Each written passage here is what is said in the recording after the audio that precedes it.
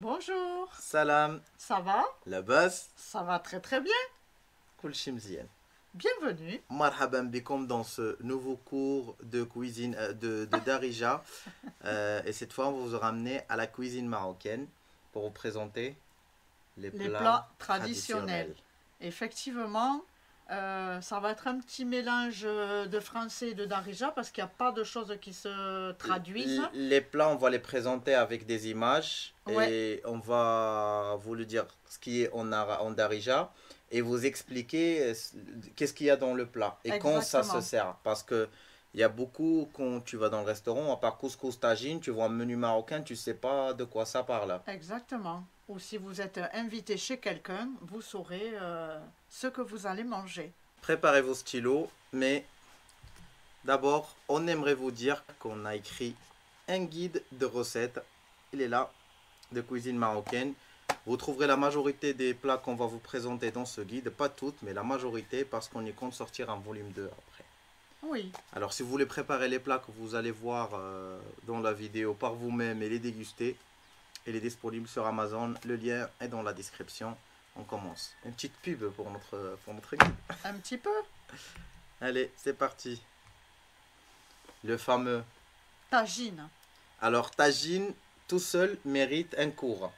Exactement. Parce qu'il y a plusieurs tagines. Oui, Et quoi, une dizaine de tagines basiques ou 5 à 10 tagines basiques, ça mérite un cours qu'on vous dit qu'est-ce qu'il y a dans chaque tagine et comment le commander. comment le demander? Exactement. Alors, Tagine. ça c'est facile. Alors on vous en a quand même cité Mais un. ouais. Mais un qui peut être tagine, il peut être dans un plat aussi. Exactement. C'est Vas-y. c'est la viande au pruneau, comme vous voyez. Des pruneaux, de la viande de bœuf.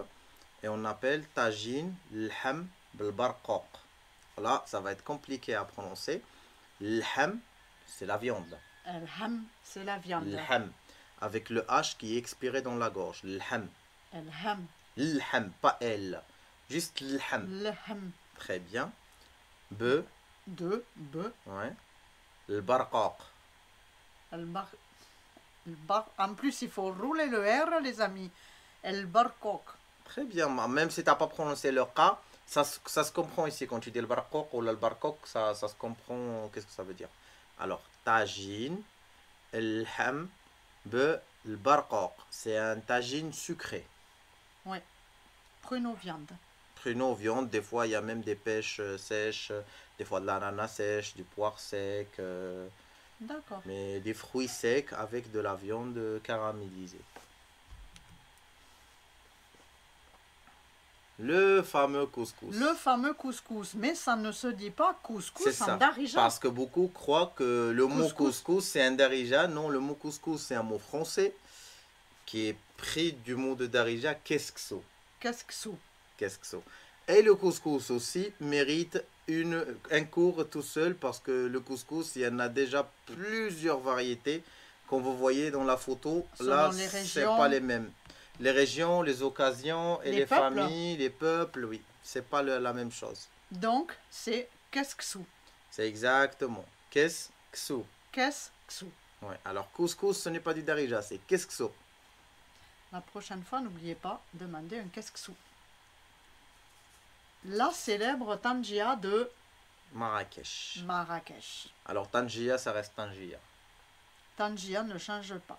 Ouais. C'est de la viande cuite dans une les petite poteries, jarre. dans une petite En jarre, poterie, dans les cendres. dans les cendres du hammam durant à peu près 6 heures, 5 heures.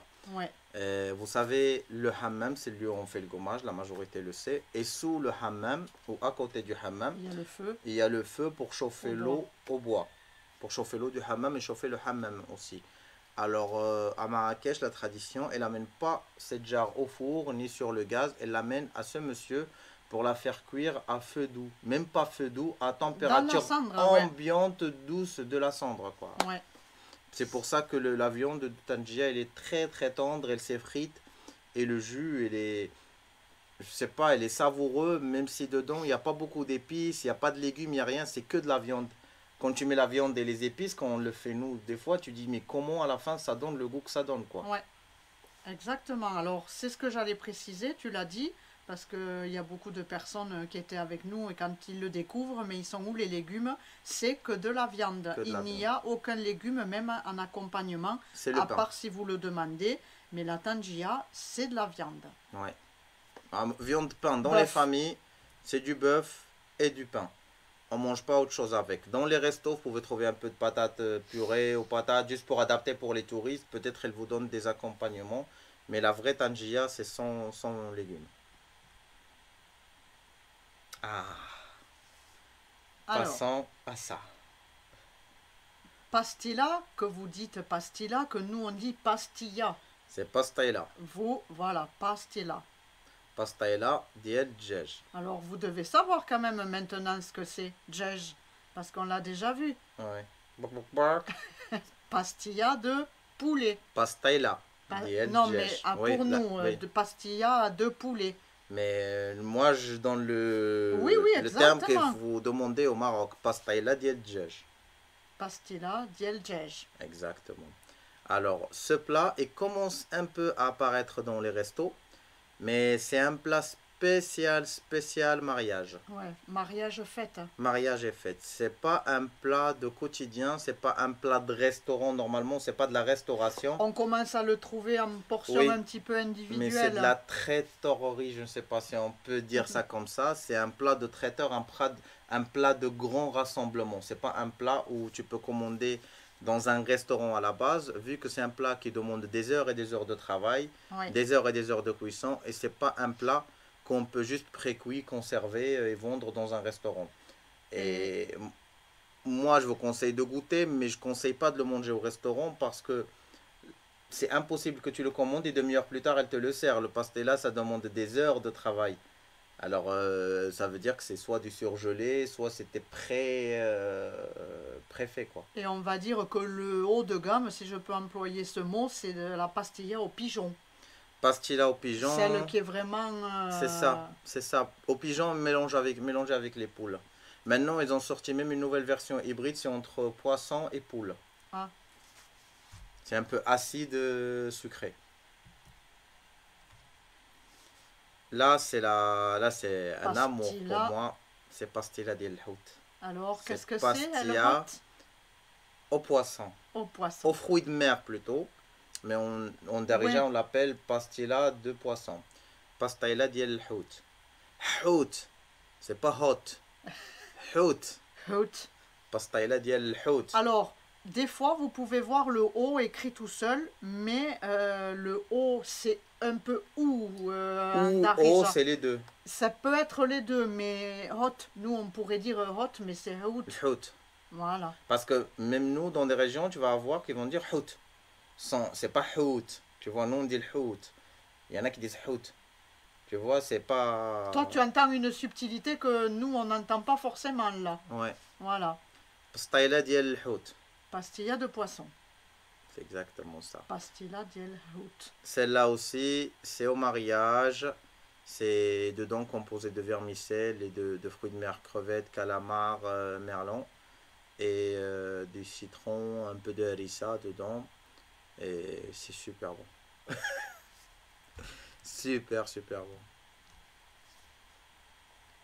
Ah, Celle-là, pas beaucoup de monde la connaît. On aimerait bien savoir. En fait, ce que j'aimerais bien, c'est d'ici la fin de la vidéo, dans les commentaires, vous nous dites combien de repas vous connaissez, un ou deux ou trois ou quatre ou cinq, ou vous nous dites ce que vous connaissez pas. ouais. Si vous connaissez la majorité, vous nous dites ce que vous ne connaissez pas. Rfissa, c'est un plat très traditionnel, pas du tout prisé par les restos, parce que c'est rare qu'on le voit dans les menus, à part les restos un peu traditionnels, authentiques. C'est quoi Rfissa?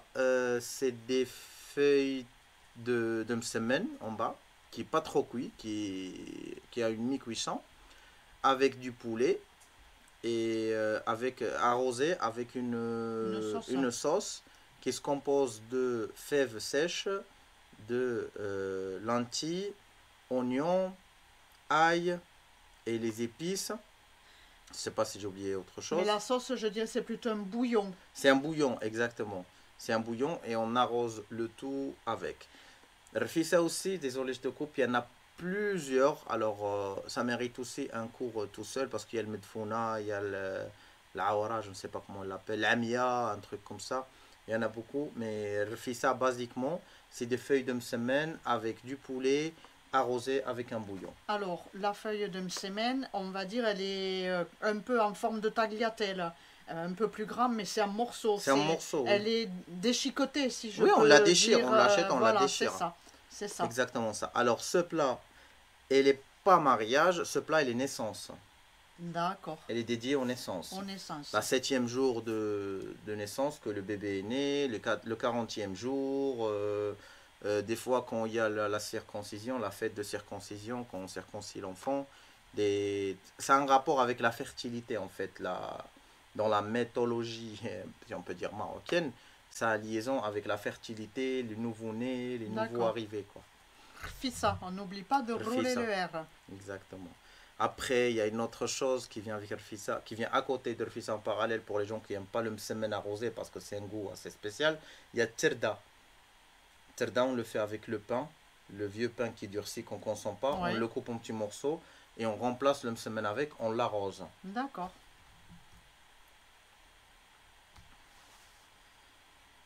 Mechoui. Mechoui. Alors, Mechoui. mechoui, il y en a plusieurs aussi. Mechoui, il y en a ce qui est un peu de la fantaisie, qu'on le fait rentrer dans le four au sol. C'est le mechoui royal. C'est pas le mechoui qu'on mange dans les mariages, c'est pas ce qu'on mange dans la famille. Ça, c'est le mechoui qu'on mange dans les mariages et dans les familles.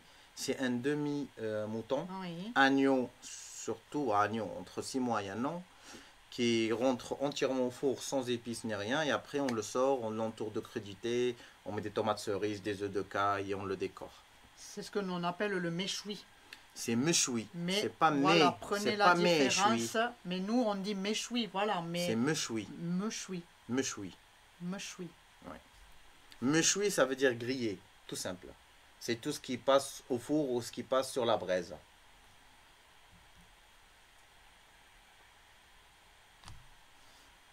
Le poulet. Ça, c'est le poulet, je sais pas, il n'y a pas de traduction en muhammar. C'est un poulet qu'on rentre au four pour le dorer.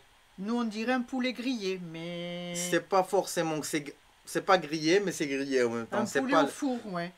C'est pas le poulet à la braise, c'est pas le poulet aux grillades, c'est un poulet au four, si on peut dire ça comme ça, accompagné avec une sauce que vous voyez ici, ici en bas et ici, une sauce qu'on appelle darmira.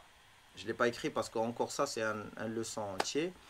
Darmira, c'est une sauce qui se compose des olives, des foies de poulet et des oignons caramélisés. Qu'on accompagne le poulet parce que le poulet au four il est un peu sec. Oui. Alors on accompagne avec cette sauce pour qu'il soit moins sec. Tu peux nous dire le nom du coup? Djej Muhammar. Là je l'écris avec A, mais parce que on peut dire Djej, Djej, Oui. Djej. C'est chaque personne le prononce d'une façon, mais ça revient toujours à la même chose. Djej, mais ça nous, par exemple, pour vous dans le cours, on écrit avec E souvent. Oui. Pour votre prononciation. Mais nous, dans un message texto, on ne va pas écrire avec un E. On écrit avec un A, Djej. C'est vrai que nous, on essaye de l'écrire le plus phonétiquement, qui se rapproche le plus phonétiquement de ce qu'on prononce. Parce que quand on fait le cours, c'est ce que je lui dis. J'ai dit, nous, si vous le lisez comme ça sans savoir, vous allez dire Djaj.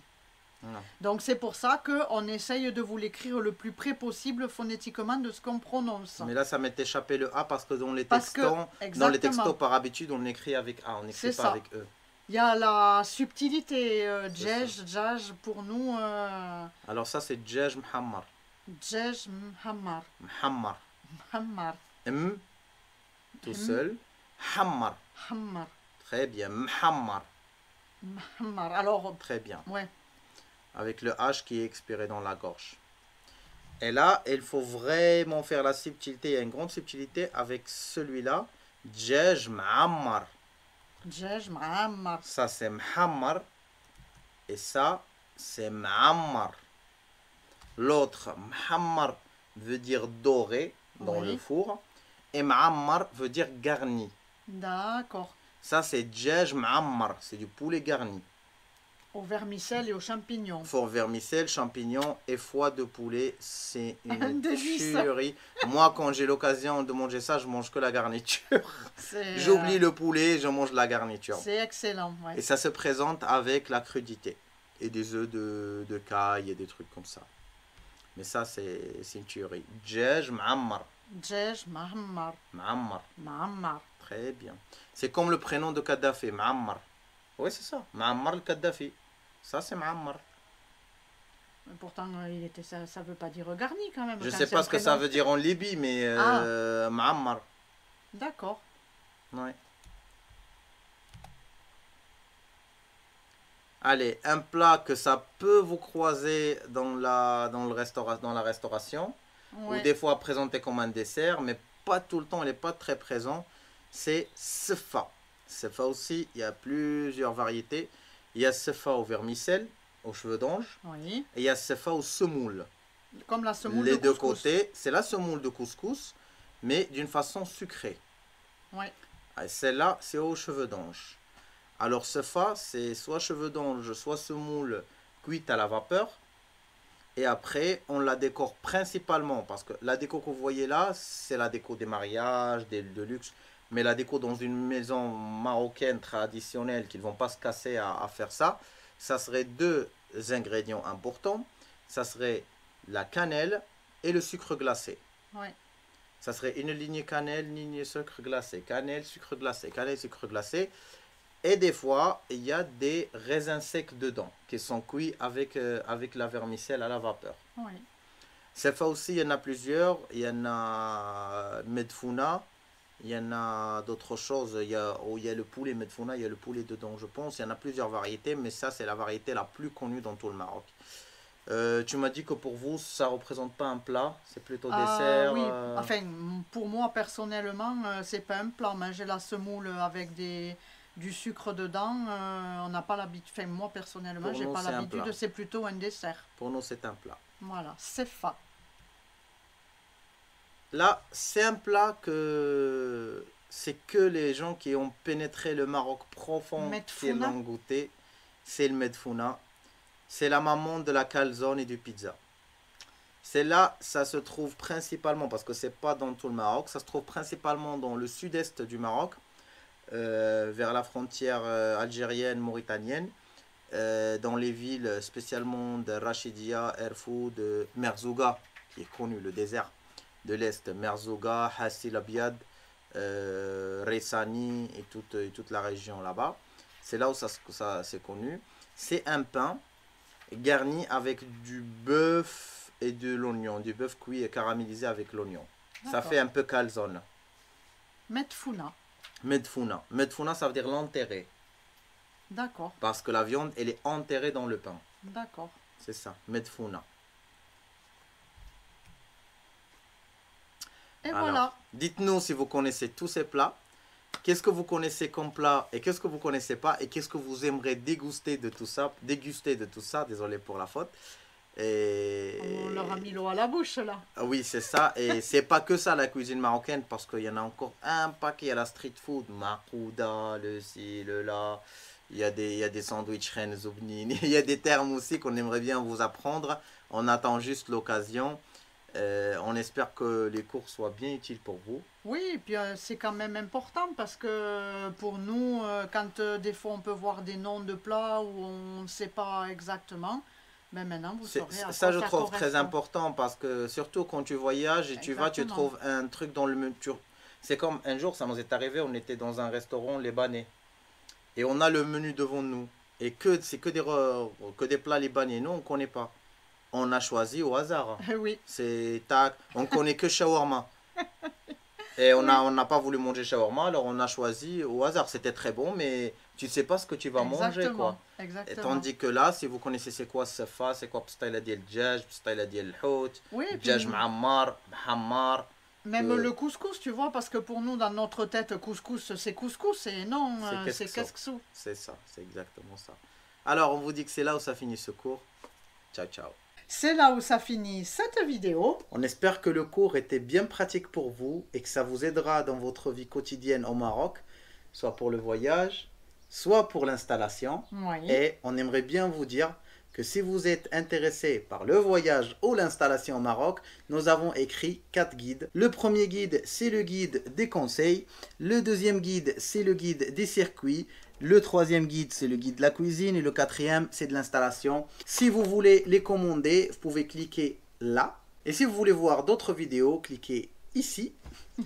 Et on vous donne rendez-vous chaque mercredi à 10 h du matin, heure de France. Beslama. Beslama.